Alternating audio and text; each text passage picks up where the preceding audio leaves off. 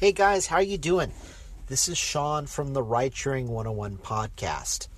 And we have news. The Ridesharing101.com website is up and running. It launched Monday afternoon, so please check it out for rideshare stories, for the podcast, for rideshare videos, for the ebook, and for merchandise. And one thing that I've realized with everything going on, instead of having a weekly podcast, I'm going to split it into two podcasts. The podcast will, I'll publish it on Wednesday and Sunday. So I'm just going to go ahead and jump right in. Going back to Monday, an article that appeared July 8th and was updated on the 9th in the street.com talks about Uber's surge pricing and how it's necessary for the company to make money. The article states how Uber loses money or basically makes very small margins on its non-surge rides as it has to compete with all the other rideshare players and the taxi market. And for those of you that don't know, surge pricing is where demand outstrips availability. You've got more people that want rides than you have drivers that can provide those rides. So during those times, the fares go up. And the article talks about how surge pricing is where Uber and Lyft make a good chunk of their money. And basically, it's a necessary evil. Now, Uber's announced next year we'll do an IPO, and I think this is simply a puff piece to basically justify this business practice. And I think it's a horrible business practice. Doing surge pricing is akin to basically Starbucks saying at 7 o'clock, well, more people want coffee at this time of day and the lines are longer, so we're going to charge you an extra $1 for your grande cup of coffee. I think the prices should be the same all the time, and, that's just how it should be. Sometimes it's going to be harder to get a ride, like when it's raining or at certain times of night, but I think if you keep everything consistent and everything fair, you will have a lot more success in the long term. And I don't think that you really need surge pricing. I just don't think it's a necessary evil. I think it's just a way to scam people out of more money. My opinion. Also, on Monday, July 9th, there's an article that Uber is partnering with Lime Scooters and will offer rentals through the Uber app. This according to CNBC, as first reported by Bloomberg. Now, this is Uber's second scooter partnership as it purchased Jump Bikes back in April. This is a little odd as Alphabet is also a partner in Lime. As you know, Alphabet is the parent company of Google, and Alphabet and Uber were in a recent lawsuit over self-driving car patents, which was settled out of court.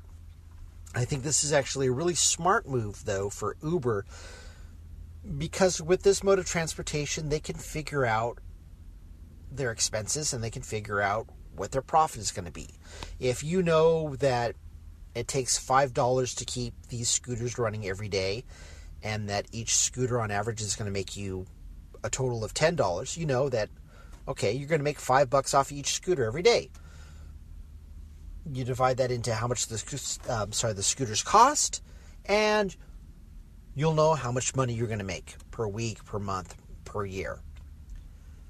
This is something that Uber desperately needs to do. They need it for the bottom line because their expenses for rideshare are all over the place.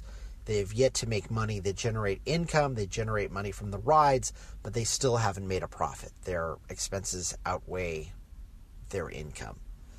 So with this is actually a part of the business that can make money sooner, show a profit, and you could use it to sort of calculate income, down the road in the future. Also on Monday, July 9th, according to the website Mashable, you can have your account deactivated for bringing weed into your Uber. Who would have thought? Well, obviously stoners thought that, you could bring weed into your Uber and it would be okay.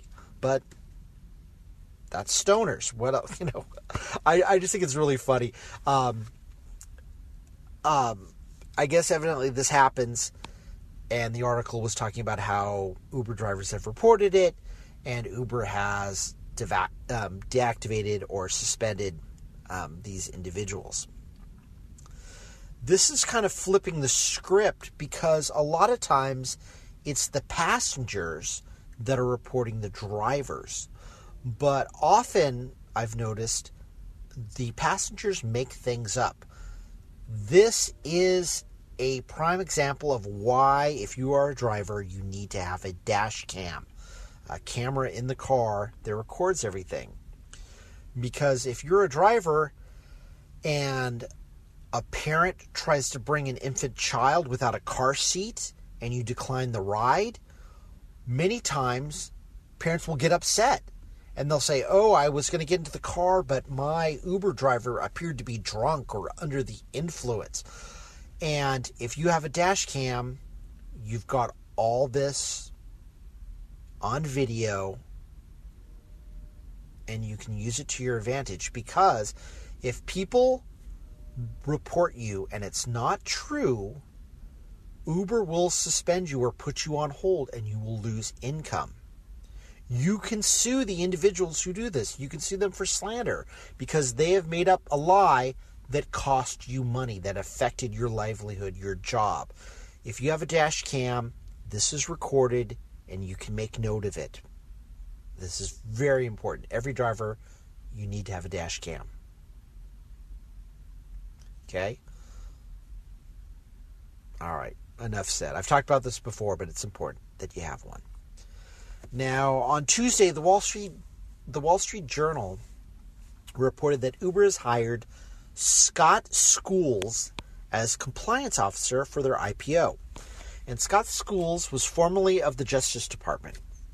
And it appears that he also may be able to assist with the 5 federal investigations that Uber is undergoing. Yeah, 5 federal investigations. And this is something that he seems qualified for. I don't really know anything about him, but it looks like Uber is finally reining things in, trying to dot their I's, cross their T's for this IPO that is upcoming. So we'll see what happens with the Scott Schools edition. And on Wednesday, The Verge reports that Uber has laid off 100 driverless car safety drivers in Pittsburgh. Now, this follows the March 19th episode where a driverless car killed a pedestrian in Tempe, Arizona.